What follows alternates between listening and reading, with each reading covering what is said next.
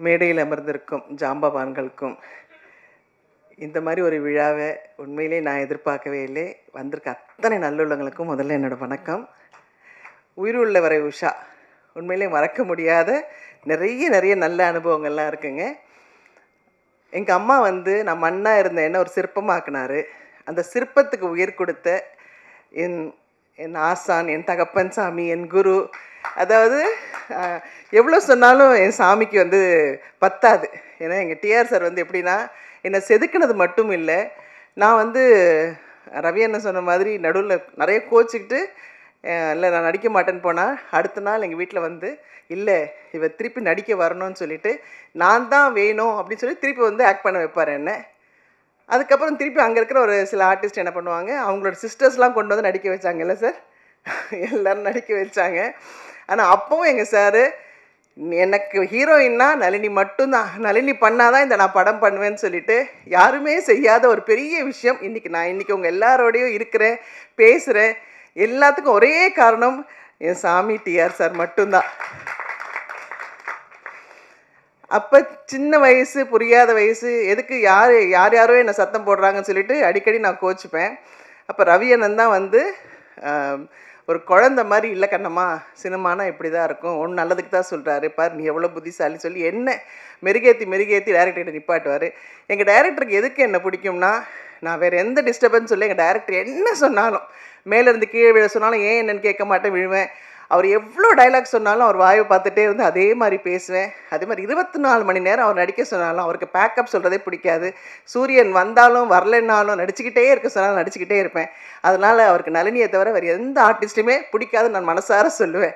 ஏன்னா அவருடைய அடுத்த படம் தங்கைக்கு ஒரு கீதத்துலேயே இருக்கட்டும், உறவே காத்துக்கிலையும் நான் தான் நடித்தேன். அதுக்கப்புறம் டேட்ஸ் காரணமாக என்னால் நடிக்க முடியாமல் போச்சு. எவ்வளோ நல்ல விஷயங்கள் எனக்கு கற்றுக் கொடுத்துருக்காரு எங்கள் டைரக்டரு. எனக்கு ஒரு சமயம் நான் அவர் விட்டு வந்ததுக்கப்புறம் என்னை திருப்பி முதல்ல காதல் அழிவதில்லை எங்கள் டைரக்டர் கூப்பிட்டு என்னை பார்த்த உடனே ஒரு தகப்பன் எப்படி கண்ணீர் விடுவாரோ அந்த மாதிரி விட்டு, நான் இருக்கேம்மா உனக்கு எத்தனை படம் வேணால் நீ நடிக்கலாம் அப்படின்னு சொல்லி என்னை திருப்பியும் நடிக்க வச்ச ஒரு ஆசான் அவர். ஸோ இவருக்கு நான் என்ன சொல்கிறது, என்ன பேசுகிறதுன்னு எனக்கு தெரியல. அந்த மாதிரி ஒரு தெய்வம் எனக்கு இந்த மேடையை கொடுத்துருக்கு. இப்படி ஒரு விழாவுக்கு என்னை கூப்பிட்டதுக்கு ரொம்ப ரொம்ப சந்தோஷம். அதே மாதிரி தானு சார் படத்துலேயும் நான் தான் ஃபஸ்ட்டு ஹீரோயின். பட் அவங்கள பற்றிலாம் எனக்கு பெருசாக தெரியாது. ஆனால் அதுக்கப்புறம் அவ்வளோ பெரிய டிஸ்ட்ரிபியூட்டர் அப்படிலாம் சொன்னாங்க. என்னுடைய கல்யாணத்துக்கு நிறைய உதவினார் தானு சார், அவருக்கும் என்னுடைய பெரிய நமஸ்காரங்கள். செல்வமணி சார், விக்ரமன் சார், ரொம்ப சந்தோஷம். எவ்வளோ பெரிய ஜாம்பவான்கள் இவங்க இருக்கிற மேடையில் என்னை பேச வச்சதுக்கும் என்னை அழைச்சதுக்கும் ரொம்ப ரொம்ப சந்தோஷம்.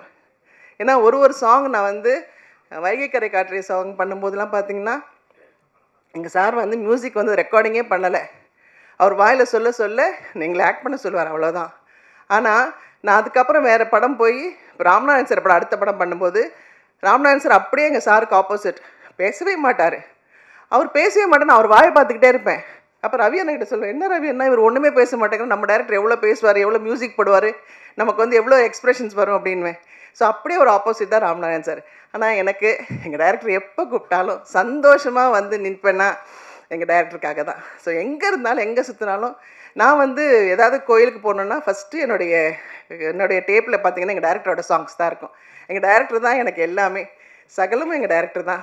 ஸோ அவர் சகலக்கெல்லாம் வல்லவன் மட்டும் இல்லை, சகல தெய்வமும் அவர்கிட்ட இருக்குது. ஸோ எனக்கு நல்லது கெட்டது எல்லாம் இந்த நேரத்தில் இப்படி நடக்கும், இப்படி பண்ணும் அப்படின்லாம் சொல்லிக்கிட்டே இருப்பார். ஸோ அவ்வளோ சந்தோஷம் இப்படி ஒரு நல்ல நிகழ்ச்சியில் என்னை கூப்பிட்டதுக்கு. Thank you sir, thank you so much sir. இந்த படத்தில் உங்களுக்கு பிடிச்ச ஃபேவரட் சாங் என்ன, அது மட்டும் சொல்லுங்களேன். எனக்கு இந்திரோகத்து சுந்தரி சாங் பிடிக்கும். அதே மாதிரி வைகை கரை காற்றினில். ஒரு லைன் எங்களுக்கு. ஐயோ தேங்க்யூ.